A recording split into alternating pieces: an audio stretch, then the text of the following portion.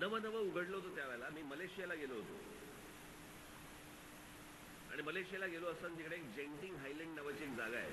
आता अनेक लोक गेली असतील. आज मी ते पुन्हा तुम्हाला एकदा उदाहरण देतो. नवं नवं उघडलं होतं त्यावेळेला मी मलेशियाला गेलो होतो. आणि मलेशियाला गेलो असताना तिकडे एक जेंटिंग हायलँड नावाची एक जागा आहे. आता अनेक लोक गेली असतील. मी जेव्हा गेलो त्यावेळेला एक हॉटेल होतं फक्त तिकडे. म्हणजे साधारणपणे किती अंतर असेल पकडूया आपण, मुंबई ते माथेरान एवढं अंतर आहे. तिथे पोहोचलो आम्ही.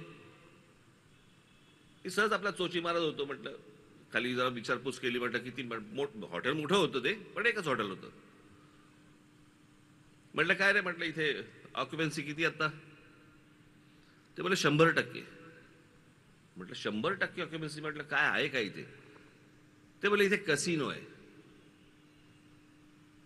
म्हटलं बरं. संध्याकाळी मी शर्मिला, अजून आमच्या बरोबरचे अजून कोण कोण दोघे तिघे जण होतो. आम्ही खाली कसिनोमध्ये गेलो. मला जुगार खेळता येत नाही. मी 5 वर्षात एकदा खेळतो.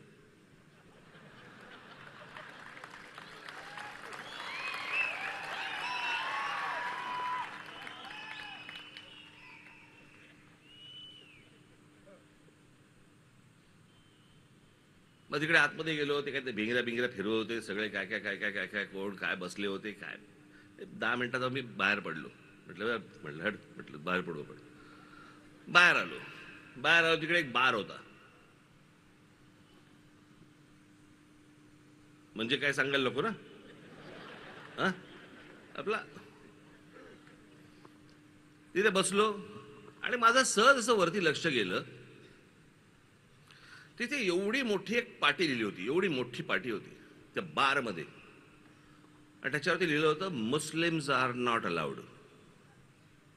मुसलमानांना येथे परवानगी नाही.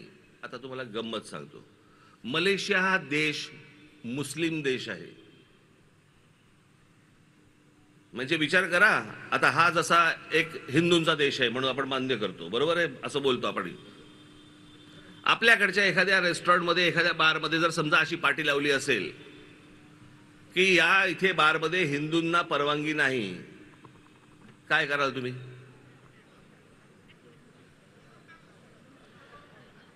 फोडून टाकू म्हणजे पिऊन फोडून टाकू ना.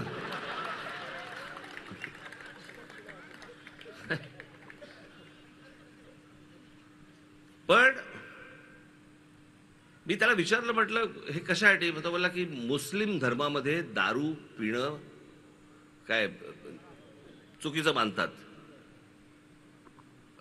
आणि त्याचबरोबर तुमचा जुगार तो देखील मान्य. म्हटलं मग इथे तर कसिनो आहे.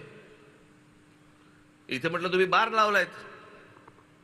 आणि म्हटलं तुम्हाला कळतं कसं रे मुसलमान आल्याचा? ते बोलले कायद्याने फक्त पाटी लावली आहे, बाकी आम्ही कोणी थांबवत नाही. कारण कळूच शकत नाही. स्वतःच्या देशाची प्रगती करण्यासाठी जर एक देश आपल्या धर्माला बाजूला सोडत असेल, आपण कोणती संस्कृती घेऊन बसलो? कुठची संस्कृती?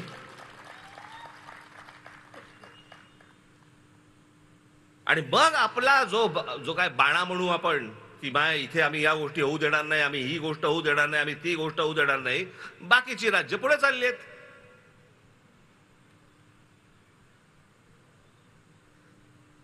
गोवा पुढे चाललाय. हॉटेलच्या हॉटेल्स निघतायत तिकडे. केरळामध्ये निघतायत. आम्ही तारकर्ली घेऊन बसलोय. तासन तास बसलेत लोक. डॉल्फिन दिसेल, डॉल्फिन दिसेल. कुठे कुठचा डॉल्फिन? मग ते ह्याला जातात नाही का, ते जंगलात नेतात ना वाघ दाखवायला.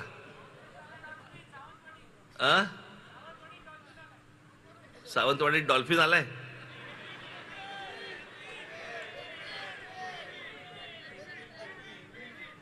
बेंग. तर मला तुम्हाला सांगण्याचा उद्देश असा की या सगळ्या बाजूने इतका सुंदर प्रदेश मी तुम्हाला सांगतो. म्हणजे आपल्या कोकणामधला हा संपूर्ण प्रदेश आपला जो आहे ना, त्याला जैवविविधता म्हणतात त्याला. इतक्या वेगवेगळ्या प्रकारची झाडं, पानं, फुलं, या सगळ्या गोष्टी, त्याच्यामध्ये वेगवेगळ्या प्रकारचे पक्षी, प्राणी, असं हे संपूर्ण आपला जो काय म्हणतो सह्याद्रीची रेंज आहे ना, ही आपली अख्खं सगळं जे आहे ना, खास करून हा सगळा प्रदेश, सिंधुदुर्ग, रत्नागिरी, हा सगळा प्रदेश, हा 2 नंबरला येतो जगात, 2 नंबरला. अमेझॉनच्या जंगलानंतर हा प्रदेश येतो. आणि या प्रदेशाचं आम्ही काय करतो? काही नाही. पावसाळ्याच्या दिवसामध्ये इथे फक्त लोक येतात, गाड्या लावतात, धबधब्याखाली उभे राहतात. हा इतका सुंदर प्रदेश व्हायला पाहिजे, ह्याच्यामध्ये इतक्या प्रकारच्या गोष्टी यायला पाहिजेत. खरं तर बाकीचे कारखाने सोडून, नारायणराव, माझी तर इच्छा फक्त हॉटेल्स आणा इथे.